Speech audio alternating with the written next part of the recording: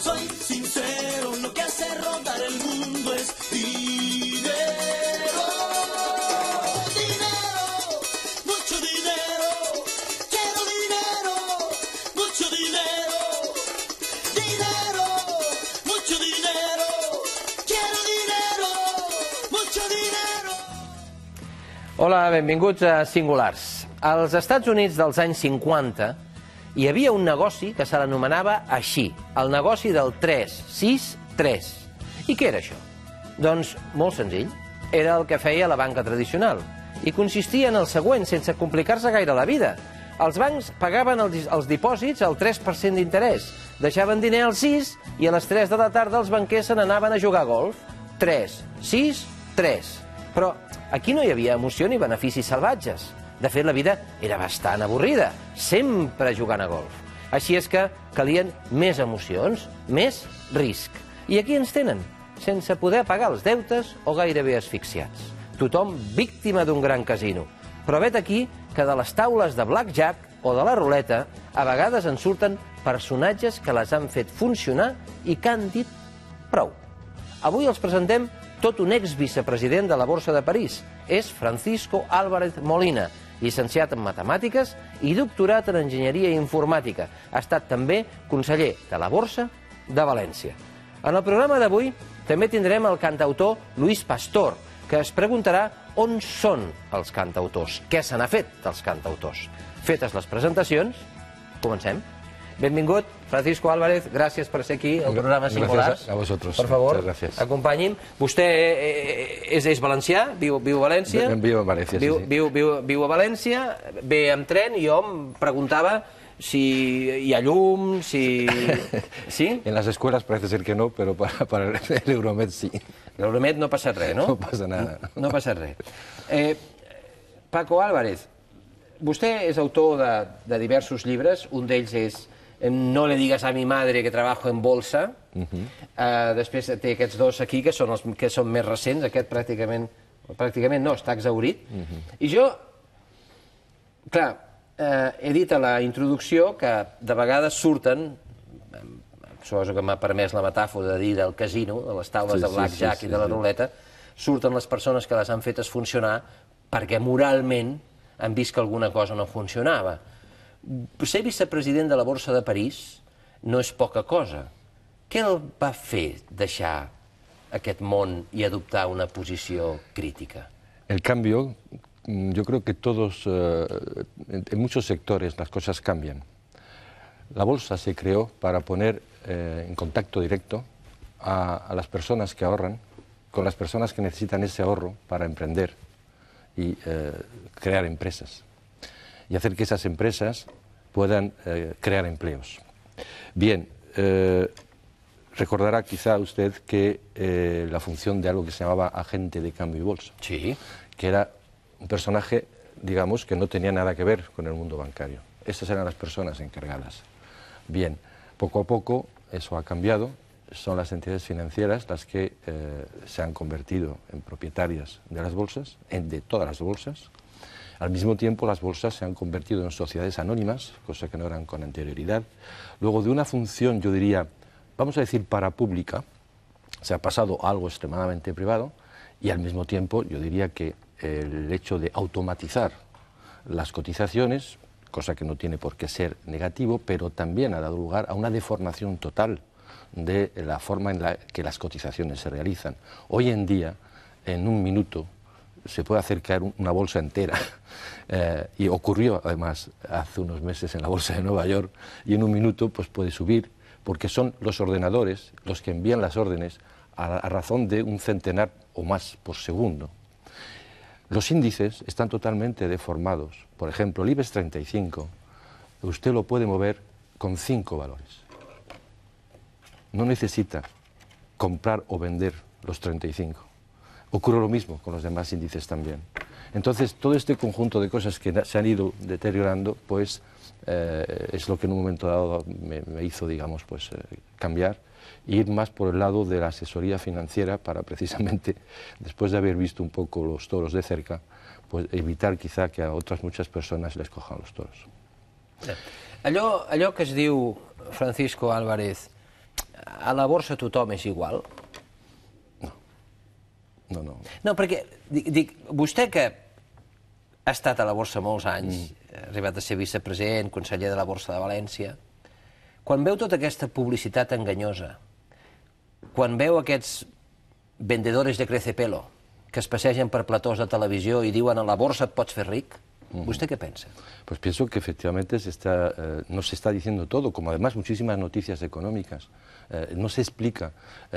Pienso otra cosa, es que además el nivel de conocimiento que existe sobre la bolsa en España es muy pobre.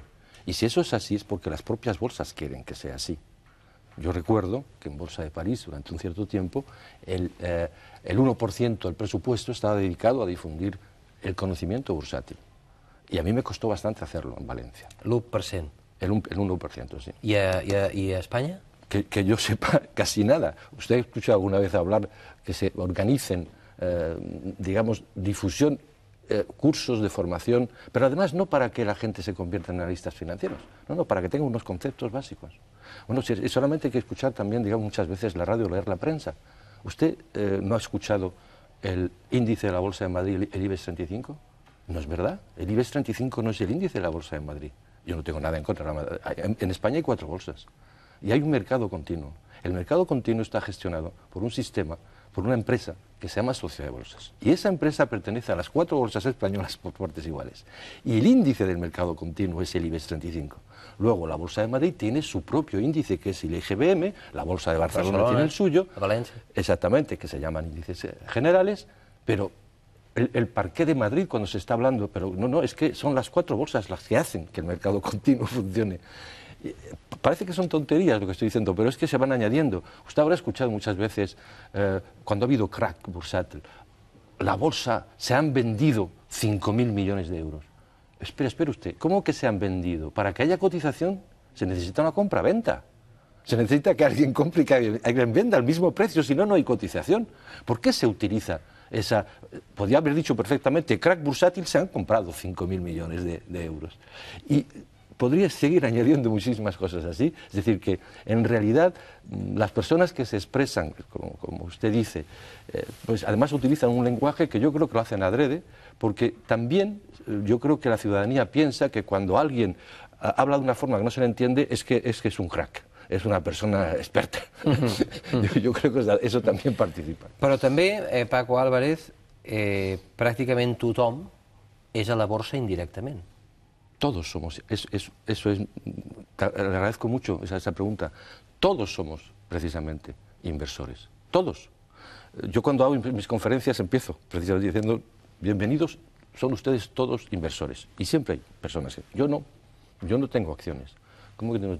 ¿Usted no tiene un fondo de pensión, por ejemplo? Ah, eso sí, tengo un fondo de pensión. Ah, ¿tiene usted una cuenta bancaria? Ah, sí, eso, claro, eso también, o una libreta de ahorro, sí, también. Pues que es que resulta que un fondo de pensión tiene detrás, según digamos el tipo que sea, pero productos bursátiles, y una cuenta bancaria, los bancos pueden utilizar un porcentaje de ese dinero, un porcentaje, no todo, para poder, como se ha visto últimamente, hacer inversiones. Luego lo que ocurre es que somos, la mayoría, inversores pasivos, efectivamente, però somos todos inversors. Als Estats Units vostè veu amb freqüència, dic als Estats Units perquè és Wall Street, veu amb freqüència que hi ha personatges que se'n van a la presó per fer el que s'anomena inside trading, és a dir, per tenir informació privilegiada, aprofitar-se d'aquesta informació privilegiada i fer negoci. Escolti, això només es produeix a Wall Street? ¿No es produeix a la Borsa de Madrid, no? Yo creo que se produce en casi todas las bolsas. ¿Y cómo es que aquí no pasa res? Pues porque yo creo que, digamos, una vez más, yo creo que estamos en un país extremadamente bancarizado, donde el sistema financiero tiene muchísimo poder. Pero lo que usted acaba de decir está prohibido también en España, claro, y se produce. Por ejemplo, hay lugares muy simples donde esto se produce, en los consejos de administración, donde se toman decisiones importantes. En algún caso se ha hablado, hasta ha habido por ahí algún juicio con alguna otra persona, pero han sido temas puntuales que enseguida... Va ser el president de Telefònica que li va dir al xòfer que comprés accions, ¿no? Però va prescriure, ¿no? Sí, efectivamente, prescribió y fue, parece ser, su hijo el que... Porque evidentemente no lo puede hacer uno mismo, ya sería demasiado directo, pero claro. ¿Qué pasa? Existe normalmente, digamos, unas declaraciones cuando uno trabaja en la bolsa donde digamos, si es una mujer, el marido, los hijos, los abuelos, no tienen derecho, digamos, a hacerlo, pero efectivamente hay que constatar que aquí en España esto no es noticia todos los días. Parlant de notícia i parlant de bancs. Notícia d'avui. La banca española ha dedicado el grueso de la financiación obtenida en el Banco Central Europeo para invertir masivamente en deuda pública, con un incremento de sus posiciones del 21,6% en 2011. En cambio, no solo no concede crédito nuevo a empresas y familias, sino que este sufrió el año pasado su mayor caída desde 1962, el 3,3% interanual. El descenso de las hipotecas fue todavía superior, del 5,7%, el mayor de la historia. ¿Qué pasa aquí? Pues son datos que, digamos, prueban, pues que está bien, somos varios que estamos diciendo esto desde hace tiempo, pero bueno, llegan los datos y estos datos lo justifican. Pero además, ¿qué es lo que pasa aquí? El circuito... Datos oficiales, Sí, sí, totalmente. Es que el Banco Central Europeo presta dinero pues a los bancos privados que, en vez de prestarlo a las empresas y a los ciudadanos, pues compran deuda pública pues porque tienen un beneficio mayor. Depende qué deuda pública puedan comprar. Y si además tienen la seguridad de que si la deuda pública que compran tiene el respaldo de la Unión Europea para poder ayudar si el país X tiene problemas, pues entonces es un negocio redondo. Pero a esta noticia, lo que para mí le falta siempre algo, y hablaremos de otras cosas, es, vale, hemos explicado a las personas en general qué es el Banco Central Europeo. ¿De dónde viene el dinero que tiene el Banco Central Europeo? Yo creo que sería interesante explicarlo, y no es difícil. El Banco Central Europeo son los países que forman parte del mismo que aportan dinero. España es alrededor de un 8,4 si tuviese el Banco Central 100. Luego es dinero público el que va al Banco Central Europeo. Ese dinero se presta a los bancos privados, que a su vez compran deuda pública y nos hacen pagar los intereses a los que pagamos impuestos. Y con la cantidad que hay ahora de deuda, pues pagarán también nuestros hijos y nuestros nietos. Bien, esto hay que explicarlo. Como hay que explicar cuando el FMI, el Fondo Monetario Internacional, se expresa, donde todo el mundo se pone de rodillas. ¿Qué es el Fondo Monetario Internacional? ¿Por qué se creó el Fondo Monetario Internacional? Es muy simple. Uno puede teclear en Internet, imf.org, va y lo ve en la primera página, por 3 razones. La primera, para evitar crisis económicas. La segunda, para ayudar a los países en desarrollo. Y la tercera, para erradicar la pobreza en el mundo. Eso todavía está escrito. ¿Qué hace el FMI desde el año 1944 que se creó? ¿Podemos pensar que finalmente este organismo no ha cumplido con su razón de ser? Y si no ha cumplido, ¿tenemos derecho a ponerlo en causa? No, sigue siendo un juez. Precisamente se creó para evitar la crisis. ¿Que ha hecho el Fondo Monetario Internacional para evitar esta? ¿Qué ha hecho?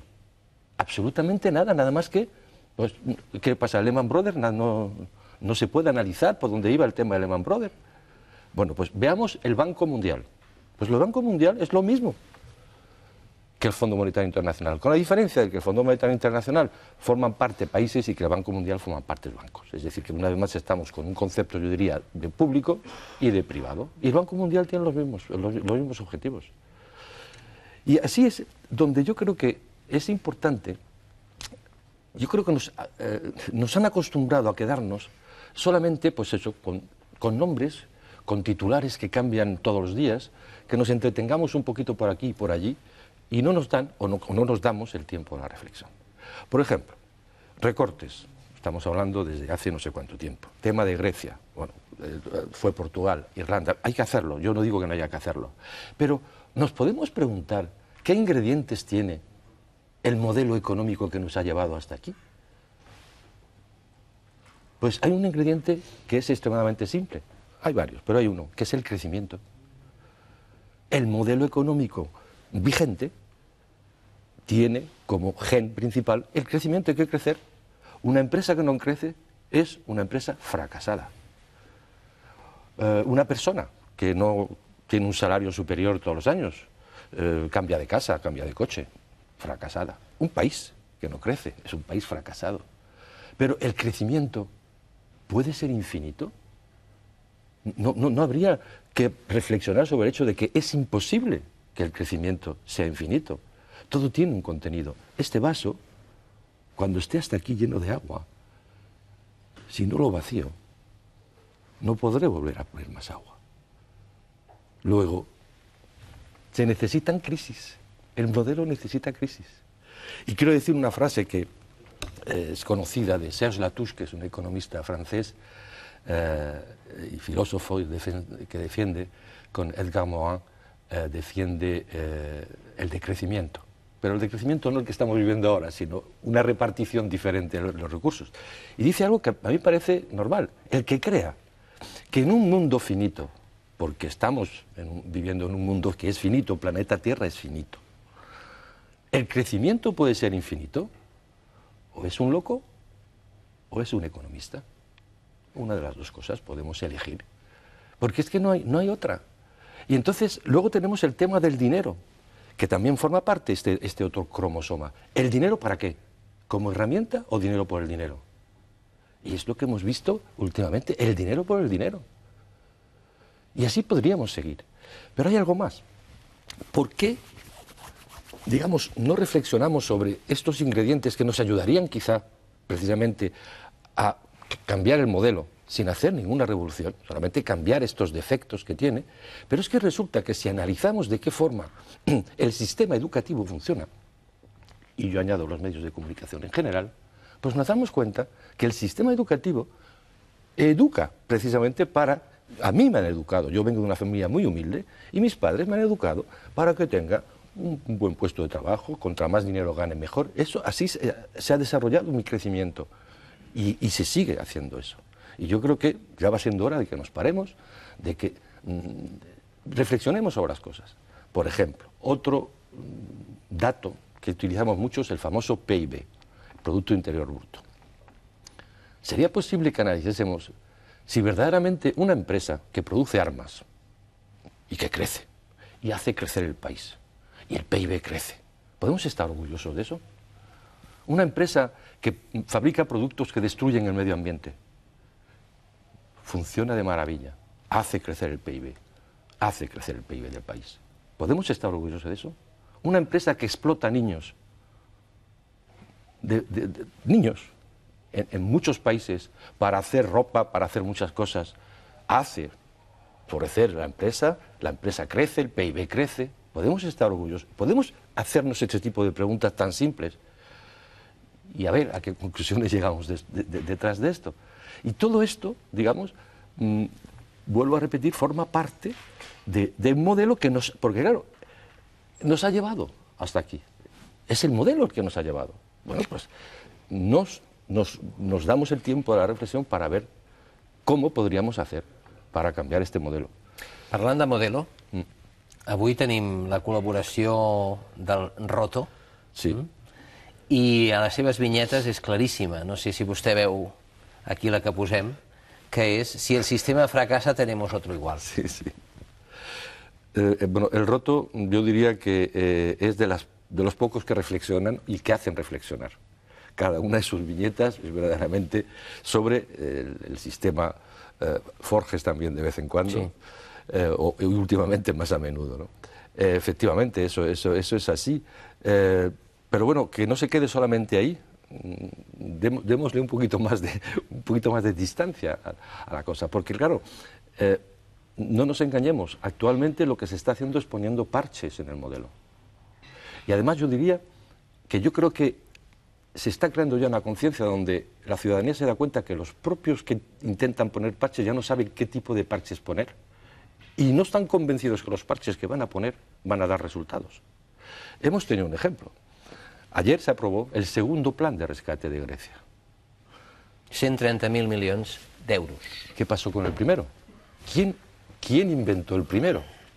A usted y a mí nos hicieron participar para decirnos que no son expertos en hacer estas cosas. No, pues yo le puedo decir, para el primer plan intervinieron aproximadamente unos 220 economistas. del Fondo Monetario Internacional, del Banco Central Europeo, de la Unión Europea, de asesores de ministros, etc. ¿Y qué pasa? No ha funcionado. Pero entonces podemos preguntarnos ¿para qué sirven? Y yo lo que creo es que ni ellos mismos saben muy bien cómo hacer, porque está todo tan encadenado. Porque claro, se dice, la deuda griega, están los griegos muy endeudados. Es cierto. ¿Nos podemos preguntar quién compró la deuda griega? Para ver enseguida que fueron bancos alemanes i franceses. Vostè ha fet una pregunta, per a què sirven los economistes? Tenim una altra vinyeta del Roto, que la posarem, i ell dona la resposta. Per a què sirven los economistes? El tema de Grècia, senyor Francisco Álvarez, és que el primer rescat vostè s'ha preguntat què se n'ha fet d'aquells diners que li van donar. El segon rescat ha estat aprovat aquesta matinada, 130.000 milions d'euros, i vostè s'acaba de fer la pregunta de per què serveixen els economistes, i aquí té la resposta del Roto. Mi trabajo de economista consiste en hacer que parezca necesario lo intolerable. Es que... Bueno, tampoco quiero echar toda tierra encima de los economistas, pero es cierto que muchos de ellos, está claro, están participando no solamente que sea intolerable, yo añadiría y que sea incomprensible, que no se hagan comprender las cosas, como yo decía desde el principio. Y lo de estar hablando del primer rescate de Grecia, sería lógico también que si hay personas, yo me equivoco muchas veces, pero es que cuando un empresario se equivoca, el impacto que eso tiene en su empresa hace que sea grave. Si un empleado se equivoca, pues a veces le echan, Pero es que aquí se están equivocando constantemente y no pasa nada. Y cuando digo equivocando muchas veces, digamos, hay directivos, por ejemplo, de empresas, sobre todo financieras, de cajas de ahorros, a quienes se les ha ayudado con dinero público a estas entidades, y resulta que luego nos enteramos que hay directivos que se han ido o se van a ir, y son esos directivos los que estaban dirigiendo la empresa. Entonces yo creo que esto crea un malestar también. Yo creo que la ciudadanía en general empieza a decir, pero esto cómo es y cómo funciona. Pues es necesario, vuelvo a repetir, añadir todas estas explicaciones de estas terminologías, que además, y creo que usted lo ha podido percibir, la gente se cree que no van a entender. Existen las dos cosas, los que no quieren explicar y lo que se ha creado como, yo recuerdo cada vez que la palabra bolsa, bueno, me sigue ocurriendo, aparece de golpe todo el mundo, no, yo de esto no entiendo, Cuando en realidad, y quiero dar un símil, por ejemplo, usted conduce seguramente un coche como yo. A mí si se me changa el coche, me paro y llamo a la grúa. No sé si usted conoce el motor de su coche. Bueno, pues esto es la mayoría. Luego, lo que tenemos es un permiso de conducir y no conocemos el motor. Podemos tener un permiso de conducir en nuestras finanzas sin tener un motor, perdón, sin ser analista financiero, sin ir a ver lo que hay dentro del coche. Se puede. Entonces, vuelvo a lo que decía también al principio con respecto a la bolsa. Vamos a ver qué tipo de educación sobre el propio sistema financiero para conocer básicamente las herramientas que necesitamos existe en la enseñanza media, por ejemplo. O en las universidades, sí, hay que ir a económicas, algo muy específico. Pero los que ya van para medicina y van para letras y todo, ya no, eso no. Eso también interviene mucho. Y luego, claro, no hablemos de las personas, digamos ya, que llegan a cierta edad, para que luego efectivamente, no sé si ha visto usted las estadísticas, lo que está ocurriendo con el tema de las preferentes, más de 700.000 familias tocadas en España, y resulta que la edad media de las personas a quien se les ha colocado está por encima de 65 años. Curioso, ¿no? Entonces, una vez más, cogiendo parámetros por aquí y por allí, sinceramente yo creo que llegamos al hecho de que este modelo necesita un cambio, este modelo necesita también que se explique con simplicidad, con palabras que todo el mundo pueda entender, y se puede hacer. Se puede hacer el equivalente de, pues mire usted, le voy a enseñar qué es dirección prohibida para el uso de sus finanzas, de sus ahorros, qué es prohibido aparcar, le voy a enseñar qué es velocidad limitada, todo eso se puede hacer, pero no se hace. Y la pregunta que nos podemos hacer es ¿por qué no se hace? ¿Y por qué no se fa? Pues simplemente porque la fórmula que consiste en decir, esto es muy complicado, déjame tus ahorros que yo te los voy a gestionar, porque tú no vas a aprender de esto nunca, es mucho más fácil, dentro del modelo económico dentro del que vivimos, de que cooperemos para ver de qué forma conjuntamente podemos gestionar tus ahorros. Ara fa poc ha arribat un nou partit al poder, al govern d'Espanya, no? Vostè s'ha preguntat si aquest partit es qüestiona el model? No, jo No, el que va sortir li va deixar unes finances fetes un desastre, és a dir, no va deixar ni calaix. O sigui, el PSOE, una gestió pèssima, de desastre, d'Espanya intervinguda. I el que entra es pregunta o s'adreça als ciutadans i ens diu hem de canviar de model? Hombre, yo pienso que el que entra respeta el modelo. Y entonces, en la medida en que lo respeta, no va a decir, ¿pero qué ocurre? Yo creo, una vez más, que es verdad que el gobierno, digamos, del Partido Socialista ha dejado España en el estado en que la ha dejado, pero yo no creo que el nuevo gobierno desconocía el estado en que se encontraba España, porque España está estructurada en comunidades autónomas. Es decir, que hay efectivamente un gobierno central con sus cuentas, pero y yo creo, pienso, que el estado de esas autonomías, el Partido Popular lo conocía. Vostè pensa que el Partit Popular, i qui diu el Partit Popular diu el PSOE o Convergència i Unió, els altres partits, proposaran una llei per la qual, si quan deixen el govern menteixen en les xifres, tingui conseqüència? Ho faran? Yo creo que no. I per què no ho fan? Pues porque la clase política, a ver, vamos más lejos. Es posible que votemos por un partido, el que sea, y que luego resulte que no sea ese partido el que gobierne, sino que sean otros, como está ocurriendo en otros países. Es posible, efectivamente, que se hagan, digamos, promesas o se dejen, como usted dice, las cuentas como están y que esto no tenga absolutamente ninguna consecuencia. ¿Cómo? Pero, claro... Sí, el Partit Popular diu que no apujarà els impostos. Sí, ¿no?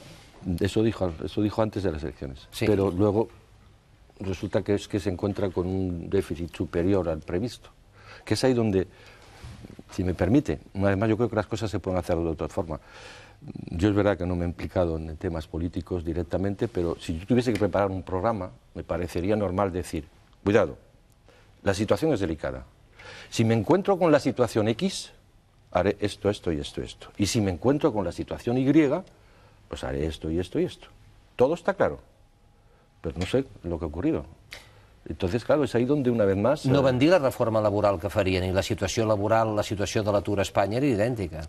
No, claro, y es que veremos, es que además, a ver, van por pedacitos, ¿vale?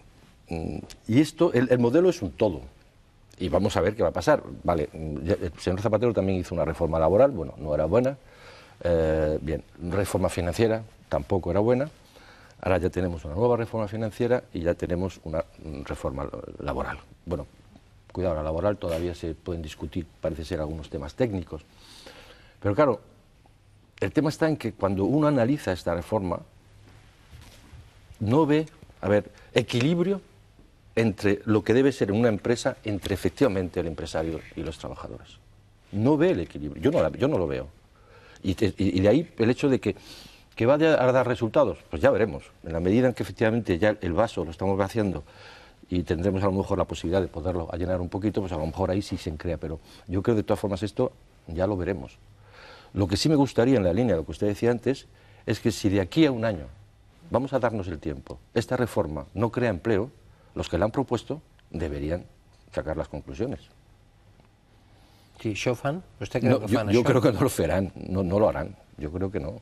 Actualmente, si además es que siempre se encuentra, los políticos yo creo que tienen una gran ventaja, es que siempre tienen una justificación para decir, no hago esto, porque si vemos el programa del Partido Socialista cuando el señor Zapatero fue elegido por segunda vez y lo que el señor Zapatero ha hecho de toda su legislatura, y todo está justificado, está totalmente justificado. Aleshores, vostè, senyor Álvarez, què proposa? Per millorar aquest model, per canviar-lo, Què és el que proposa? Com es pot millorar aquest model? Perquè això no es diu massa, vaja, però el neoliberalisme s'ha imposat en totes les seves conseqüències.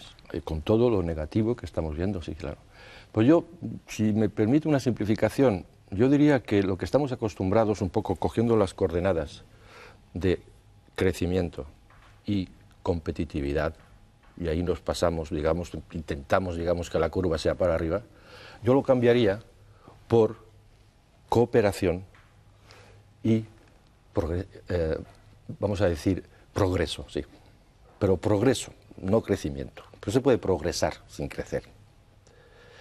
Y eso es lo que se está haciendo ya en un modelo, se describe en un modelo que se llama el modelo económico del bien común, que se ha generado en Austria.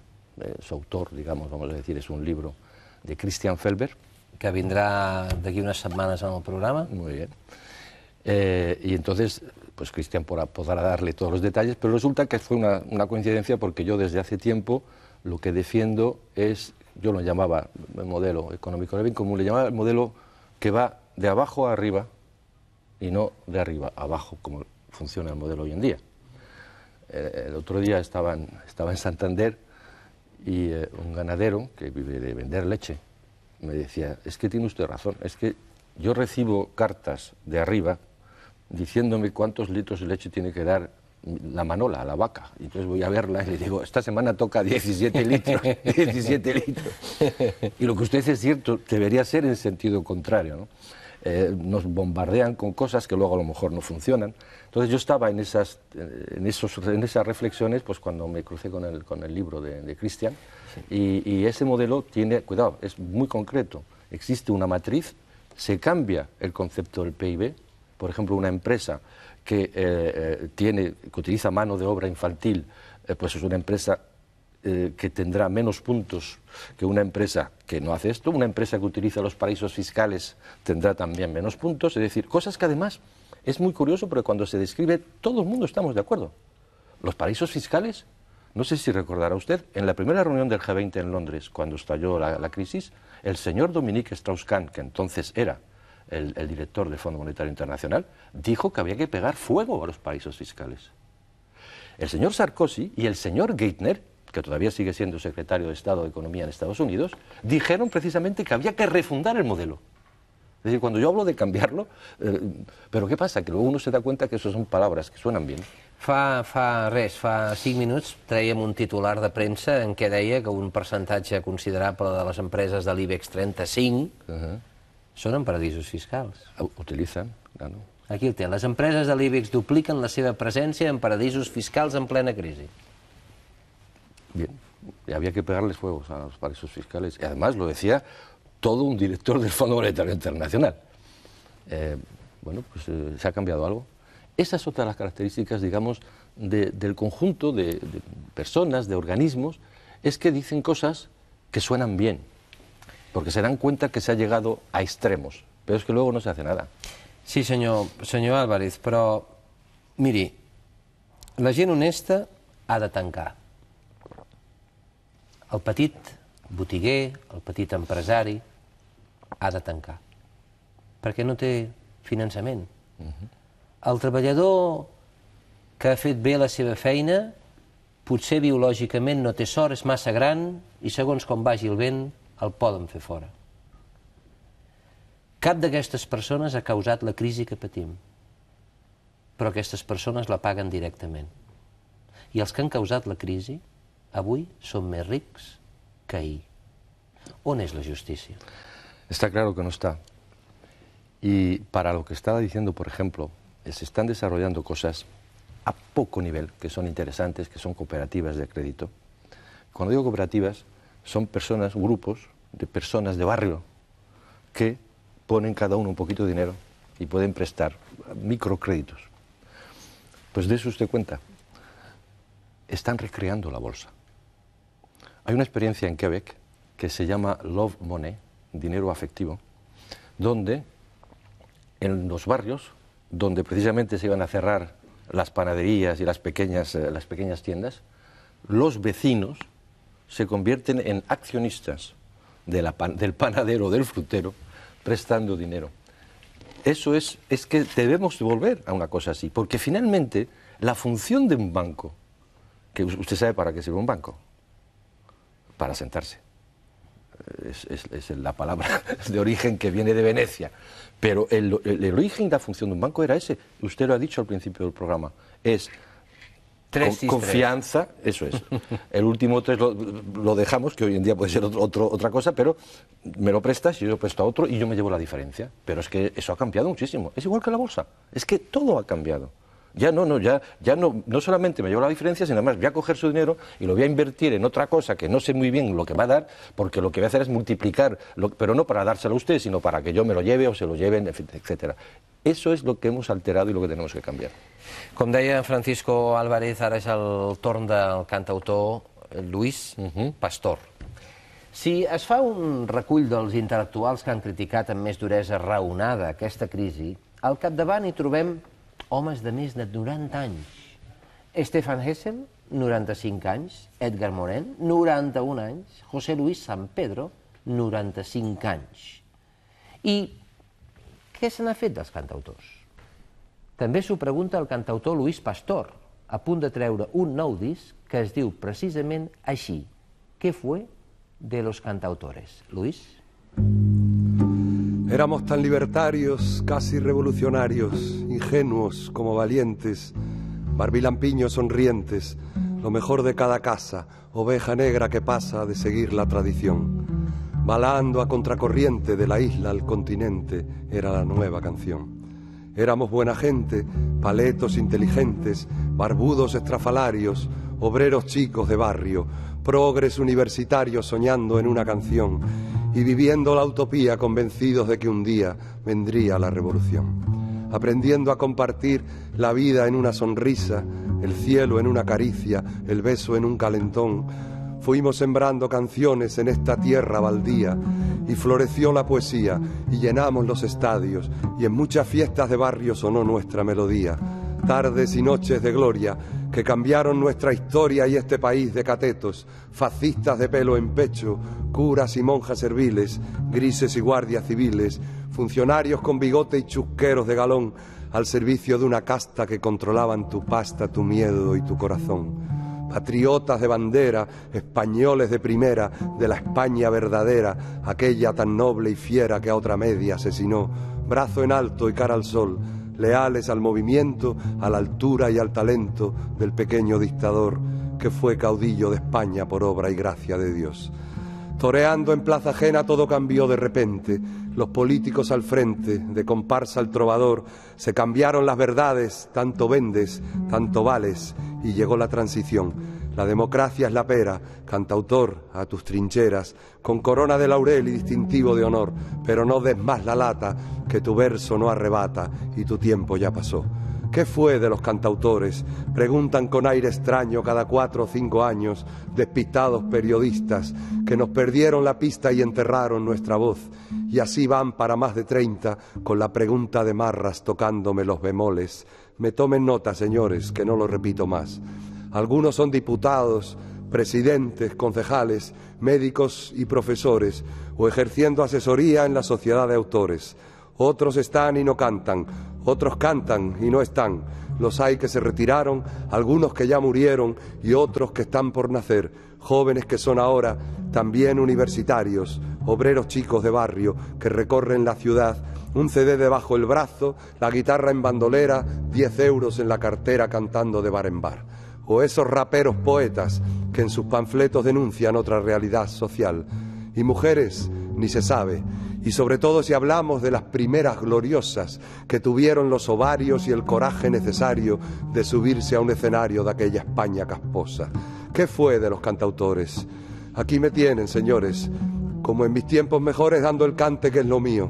Y aunque en invierno haga frío, me queda la primavera, un abril para la espera y un grándola en el corazón. ¿Qué fue de los cantautores? Aquí me tienen, señores, aún vivito y coleando, y en estos versos cantando nuestras verdades de ayer que salpican el presente y la mierda pestilente que trepa por nuestros pies. ¿Qué fue de los cantautores? de los muchos que empezamos, de los pocos que quedamos, de los que aún resistimos, de los que no claudicamos. Aquí seguimos, cada uno en su trinchera, haciendo de la poesía nuestro pan de cada día. 7 vidas tiene el gato, aunque no cace ratones. Hay cantautor para rato, cantautor a tus canciones, zapatero a tus zapatos. Gràcies, Luis. Gràcies, de veritat. Gràcies per haver vingut a Singulars. Gràcies, de veritat. Enhorabuena. I és el moment de posar el punt final. Gràcies per la seva atenció. Sàpiguen que hi poden dir la seva en el blog del programa tv3.cat/singular. Gràcies. Bueno, ha estat...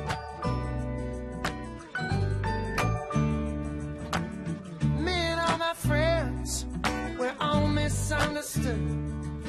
They say we stand for nothing and that's the way we ever could. Now we see everything that's going wrong with the world and those who lead it. We just feel like we don't have the means to rise above and beat it. So we keep